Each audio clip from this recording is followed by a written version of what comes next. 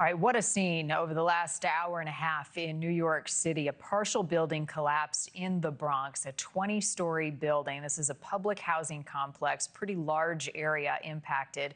Right now, what's happening is inspectors are looking at the foundation of the building. They're also assessing the basement and the integrity of the structure in the building itself. This was a gas explosion in the ventilation shaft. Dogs are also sniffing through some of the rubble below. There are still bricks that are falling. Miraculously, though, no injuries reported. Joining us now, former New York City Fire Commissioner Laura Kavanagh. Thank you so much for being with us. Boy, this could have been much, much worse. Tell me what you're hearing about next steps.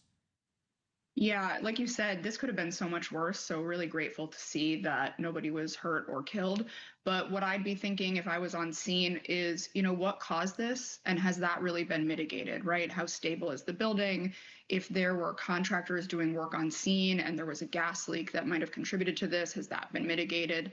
And even what other buildings might have similar work going on that could pose a risk to them right now. So that's what would be on my mind if I was on scene today. There are some reports that there was the smell of gas today and even weeks ago. How will that portion of this be investigated?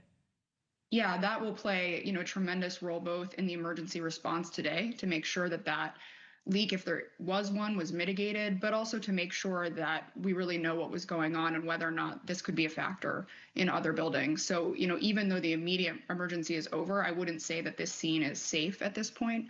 You really want to make sure that we understand what those complaints were, where they're coming from, what all the sources could be, and making sure that both this building is safe and any other building that might have similar complaints or even similar work being done. Pretty rare to have something like this happen, but I did hear in the press conference that around 2 years ago, a similar explosion happened. Do you know anything about that one, and how close in proximity was it to this location?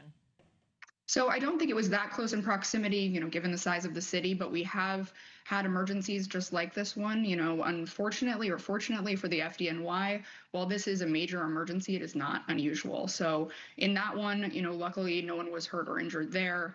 That appears to be the case here, but certainly is not the kind of thing that we are going to take up from the scene for quite some time until we know exactly what happened, how safe this is, to make sure the residents can reoccupy that building, and to make sure, that everybody still on scene right now is safe. And I think you'll see in those photos, they're using some of their newer equipment, the robots, the drones, and even the dogs to make sure that that scene is safe. I'm curious, the work happening with investigators. We saw some members of the fire department on the roof in a pretty precarious situation. What are they doing up there to determine the integrity of the building, the risk of any future or further crumble?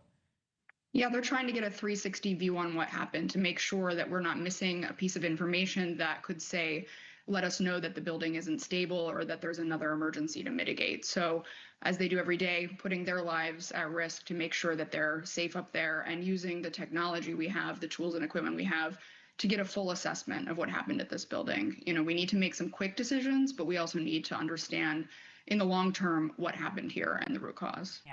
Thank you for watching. Subscribe below and download our NewsNation app right now on your phone, and you will get fact-based, unbiased news for all Americans.